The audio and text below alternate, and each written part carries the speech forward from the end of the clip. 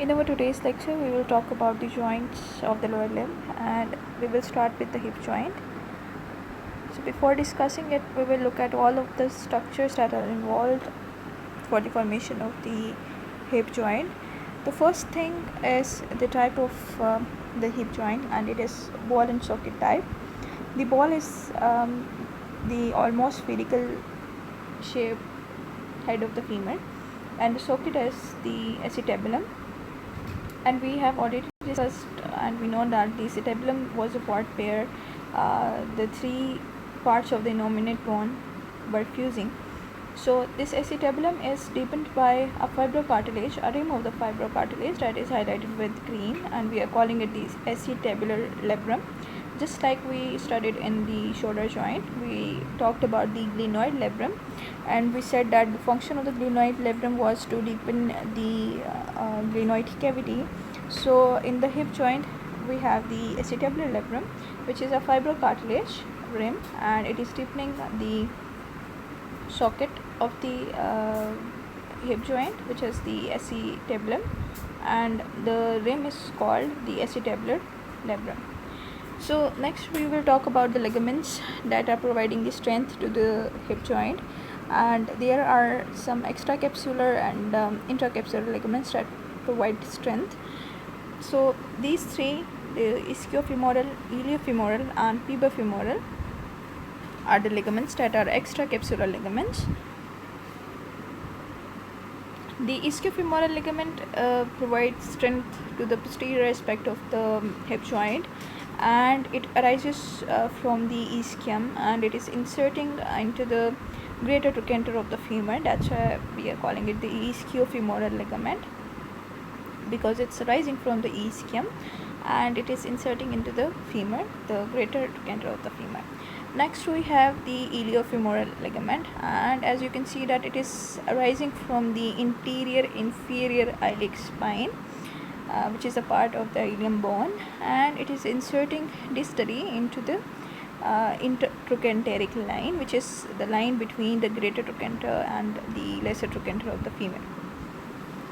Next we have the pubofemoral ligament, and this is, as you can see, is arising from the pubis and inserting into the femur. So these are the three ligaments which are the extracapsular ligaments, and the intracapsular ligament is this ligament, which is very important, arising from the head of the femur and attaching the head of the femur with the acetabulum, and we call it the ligamentum teres, or ligament of the head of the femur. Now we'll discuss the joint in detail. So the type of the hip joint is a ball and socket, and it is formed by the cup-shaped acetabulum of the innominate bone and the almost spherical head of the femur. The capsular ligament encloses the head and most of the neck of the femur. The cavity is deepened by the acetabular labrum, a ring of fibrocartilage attached to the rim of the acetabulum, which stabilizes the joint without limiting its range of movement. The hip joint is necessarily a sturdy and powerful joint since it bears all body weight when standing. It is stabilized by surrounding musculature, but its ligaments are also very important. The three main external ligaments are the iliofemoral, pubofemoral and ischiofemoral ligaments. Within the joint, the ligament of the head of the femur, ligamentum teres, attaches the femoral head to the acetabulum. And we have discussed all these ligaments. The extracapsular were the ischiofemoral, iliofemoral and the pubofemoral ligaments, and the intracapsular is the ligamentum teres, or the ligament of the head of the femur. Next we have the muscles and the movements, and because it's a ball and socket type joint, so definitely it will allow movements in multiple axes. So you can extend your hip joint, you can flex, abduct, adduct, rotate and circumflex your hip joint. So the muscles that are responsible for all these movements, we will discuss them individually by looking at this diagram. So first of all, we will talk about the flexion. and we will discuss the muscles that are responsible for the flexion at the hip joint. So there are basically three muscles that are responsible for the flexion, and these are the psoas. This psoas muscle, as you can see, is arising from the lumbar region and it is inserting into the femur. So the psoas, and along with is running the iliacus muscle. So these two muscles and the sartorius muscle, these three muscles are responsible for the flexion at the hip joint. So you have the iliacus, the psoas muscle and the sartorius muscles. These three muscles are responsible for the flexion at the hip joint. Next we have the extension, and for the extension we have the gluteus maximus and the hamstrings. So basically we have studied about the gluteus maximus muscle, but it is cut here, so you cannot see the gluteus maximus in this diagram, but we know that the gluteus maximus is a superficial muscle, so definitely it will be above this muscle, which is a gluteus medius. So it will lie above this muscle. And next we will discuss about the hamstrings. Just like we studied the rotator cuff muscles, that was a group of muscles in the shoulder joint, we have the hamstring, which is also a group of these three muscles, the semitendinosus, biceps femoris and semimembranosus. So the hamstring muscles are responsible for the extension at the hip joint. So till now we have talked about the flexion, and the flexion we studied that the psoas, iliacus and sartorius are responsible, and for extension we have the gluteus maximus and the hamstring muscles. Next we will discuss about the abduction and the associated muscles. For abduction we have the gluteus medius, gluteus minimus and the sartorius muscle. So for the abduction you have the gluteus medius, gluteus minimus and sartorius muscles responsible for this movement. And the abduction is when you will move your limb away from the midline. Adduction, when you will move your limb towards the midline, and for that you have adductor group, and in this group you have the adductor longus, adductor brevis and adductor magnus muscle. Here you can appreciate these three muscles, the adductor brevis, adductor longus and the adductor magnus muscle. So these three are collectively, we are calling it the adductor group, and these muscles are responsible for the adduction at the hip joint. Next we have the medial rotation, and for the medial rotation the muscles that are responsible are the gluteus medius, gluteus minimus and the adductor group. Next you have the lateral rotation, and for lateral rotation you have the gluteus maximus muscle, the quadratus femoris muscle and the obturator muscles. So you have the obturator muscles and the quadratus femoris muscle responsible for the lateral rotation at the hip joint.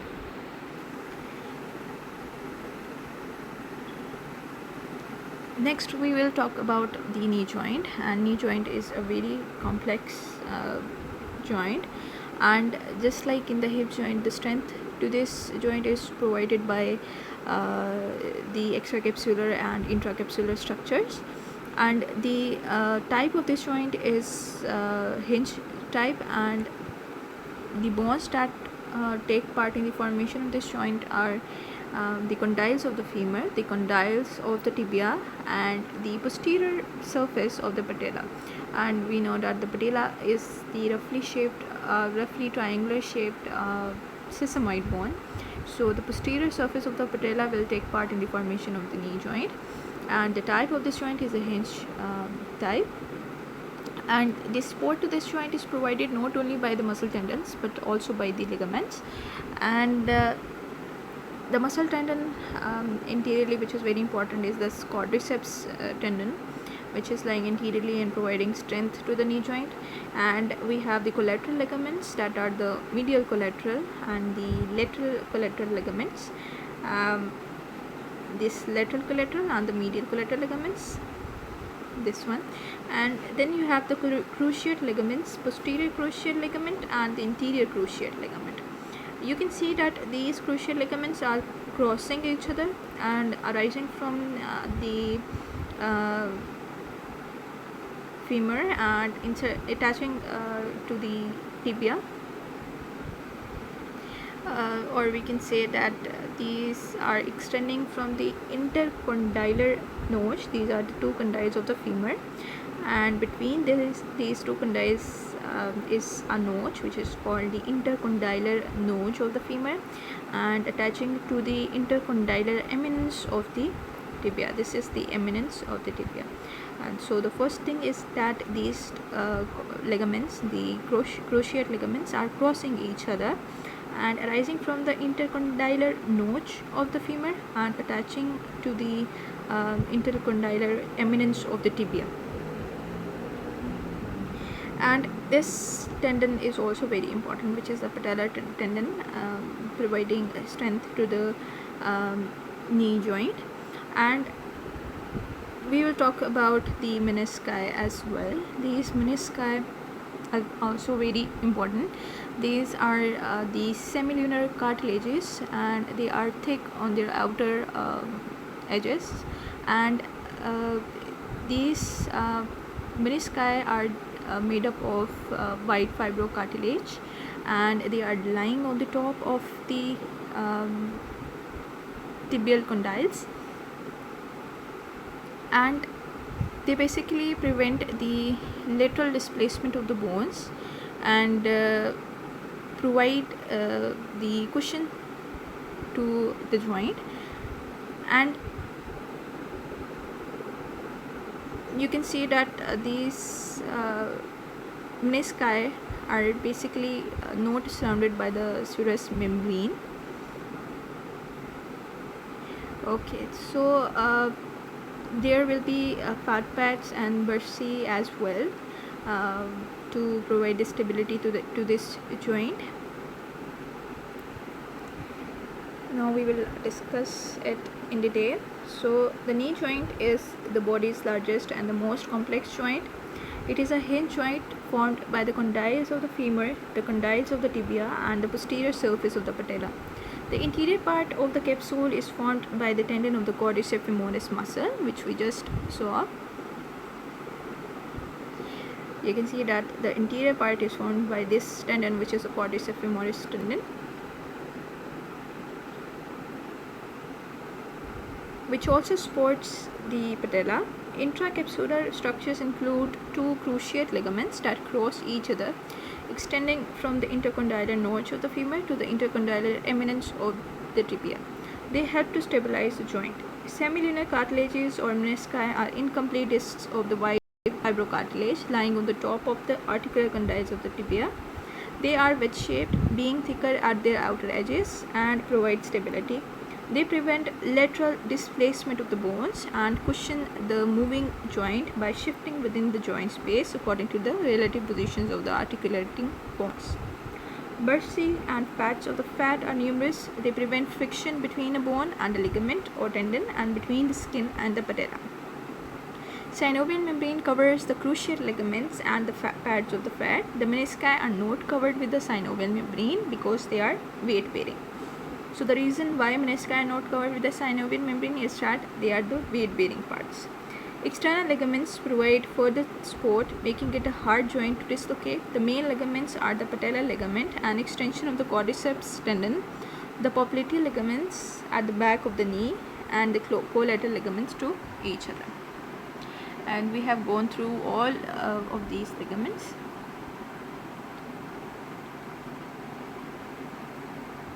Next we have the muscles and the movements, and the movements that are possible in the knee joint are the flexion, extension, and the locking and unlocking of the knee joint, which is really very important, and we will talk about the locking and unlocking of the knee joint.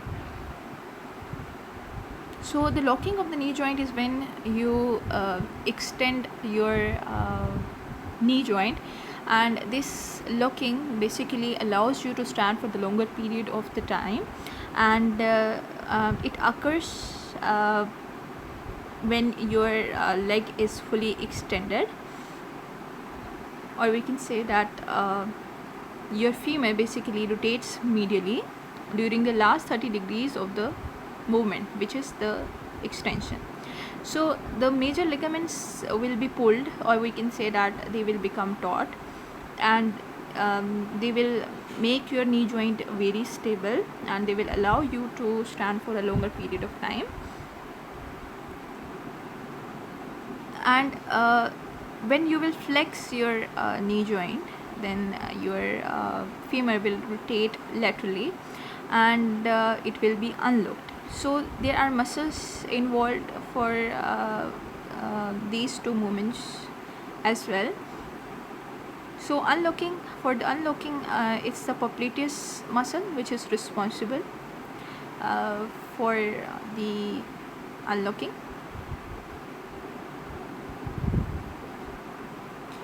In this image, you can see that when your knee is flexed, the femur is rotated laterally and unlocking the knee joint.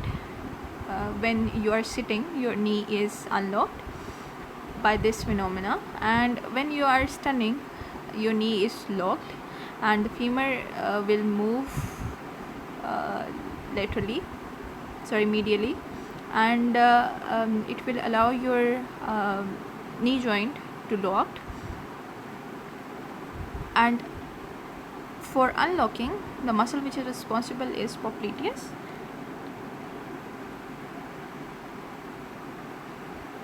and for the extension at the knee joint, the muscles that are responsible are the quadriceps femoris, and the principal flexors of the knee joint are the gastrocnemius and the hamstring muscles.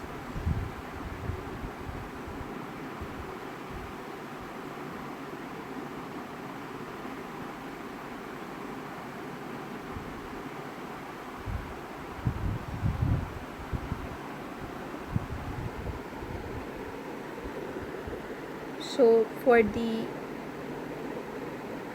extension at the knee joint, you have the quadriceps femoris muscle, which is this muscle, the quadriceps femoris muscle, for the extension at the knee joint. And for the flexion, you have the gastrocnemius muscle. This muscle, sorry, my marker is not going that far, but for the flexion, you have the gastrocnemius muscle. And the next muscle group that we are going to talk about is the hamstring, that we have already discussed, and in that group we studied about the semitendinosus, semimembranosus, and the bicep femoris muscle. So the hamstrings and the gastrocnemius are the flexors, the principal flexors of the knee joint, and the quadriceps femoris muscle is the extensor of the knee joint.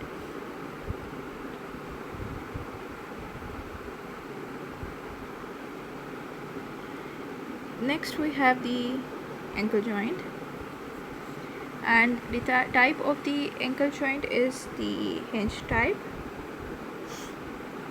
and it is formed by the by the distal end of the tibia and its malleolus, which is the medial malleolus. The distal end of fibula, lateral malleolus, and the talus. And there are ligaments as well that provide strength to this joint, and these are the deltoid and the anterior, posterior, medial, and the lateral ligaments. Then we will talk about the muscles that are involved for the possible movement at the ankle joint, and the possible movements are the dorsiflexion and the plantar flexion. Inversion and eversion of the foot occur between the tarsal bones and not at the ankle joint. And the dorsiflexion is when you lift your toes towards the calf, And for the muscles, for this movement, the muscles that are responsible are the anterior tibialis and the toe extensors. And for the plantar flexion, this is the movement when you rise on your tiptoe. So the muscles that are involved for this movement are the gastrocnemius, soleus, and the toe flexors. So this is the dorsiflexion, which when you are moving your toe towards the calf, and this is the plantar flexion when you try to rise on your tiptoes. So the muscles that are involved for these movements, for the dorsiflexion you have the anterior tibialis muscle, this muscle here, this is the anterior tibialis muscle, and the toe extensors. And there are many toe extensors, and they are extensor digitorum longus brevis, which act upon the toes, and the extensor hallucis brevis and extensor hallucis longus that act upon the big toe. Here you can appreciate the extensor hallucis longus and the extensor digitorum longus as well. So for the dorsiflexion you have the anterior tibialis and these toe extensors, and for the plantar flexion you have the gastrocnemius. Gastrocnemius muscle is cut, so you can only appreciate the head of these two muscles, but you can appreciate the flexors, and these flexors are basically important for the plantar flexion. And the soleus is also involved in the plantar flexion. So for the plantar flexion you have the gastrocnemius, soleus, and the toe flexors, and these toe flexors are the flexor digitorum longus, flexor hallucis longus, and flexor hallucis brevis.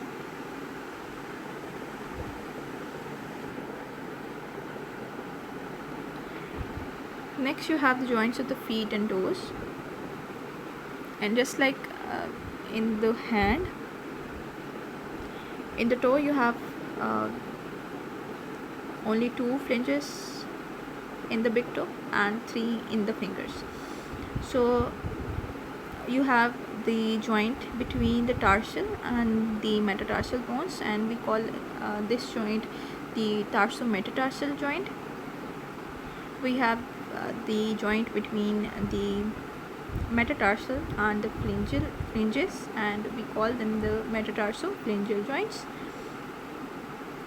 Then we have the proximal interphalangeal joint, this one which is highlighted with red, and we have the distal interphalangeal joint as well.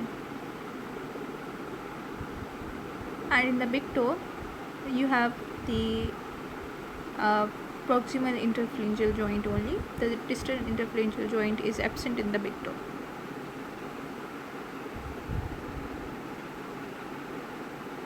So there are a number of synovial joints between the tarsal bones, between the tarsal and the metatarsal bones, between the metatarsals and the proximal phalanges, and between the phalanges. Movements are produced by the muscles in the leg with long tendons that cross the ankle joint, and by the muscles of the foot. The tendons crossing the ankle joint are wrapped in the synovial sheaths and held close to the bones by the strong transverse ligaments. They move smoothly within their sheaths as the joints move. In addition to moving the joints of the foot, these muscles support the arches of the foot and help to maintain the balance. And we have discussed about the ligaments and the arches in detail in our previous lectures. So that's all for today, and if you have any question regarding this lecture, then you can ask. Thank you so much.